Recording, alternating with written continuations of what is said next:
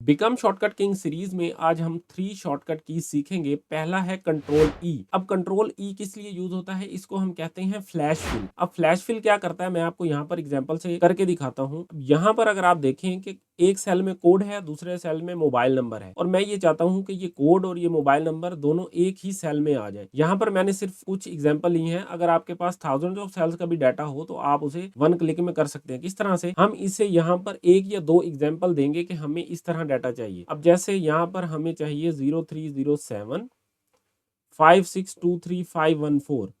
मैं इसको एंटर करता हूँ। उसके बाद मैं सेकंड जब वैल्यू एंटर करने लगूंगा 0336। अब आप यहाँ पर देख सकते हो कि ये सजेशंस में खुद ही मुझे सजेस्ट कर रहा है कि क्या आपको सारे का सारा डाटा इसी फॉर्म में चाहिए। मैं जस्ट एंटर प्रेस करूंगा तो सारे का सारा जो डाटा है ऑटोमेटिकली मुझे वैसे ही मिल जाएगा जैसे मुझे चाहिए। इसे हम कंट्रोल ई प्रेस करके भी यूज कर सकते हैं। और मैं आपको यहाँ पर एक और बात बताता चलूं कि मैं यहाँ पर माइक्रोसॉफ्ट एक्सेल का 2021 वर्जन यूज कर रहा हूँ, तो आप भी लेटेस्ट वर्जन इसका यूज करिएगा। मे बी ओल्डर वर्जन में ये फीचर ना हो। उसके बाद अब हम बात करते हैं कंट्रोल एफ की। कंट्रोल एफ क्या करता है, अगर फॉर एग्जाम्पल आपके पास डाटा बहुत बड़ा है और आप उसमें कोई चीज फाइंड करना चाहते हो तो आप कंट्रोल एफ प्रेस करोगे। जैसे ही मैं यहाँ पर कंट्रोल एफ प्रेस करूंगा तो यहाँ पर देखें इस तरह का जो एक डायलॉग बॉक्स आपके सामने शो हो जाएगा। फॉर एग्जाम्पल अगर मैं ये फाइंड करना चाहूँ कि इस डाटा में लैपटॉप कहाँ लिखा हुआ है, तो यहाँ पर जस्ट मुझे लैपटॉप लिखना है और यहाँ पर फाइंड नेक्स्ट पे क्लिक करना है। अब यहाँ पर आप देखो इस सेल में लैपटॉप लिखा था तो इसने इस सेल को ऑलरेडी सिलेक्ट कर लिया है। उसके बाद अगेन अगर यहाँ पर आप देखें कि मैं इसको अगेन फाइंड नेक्स्ट पे क्लिक करता हूँ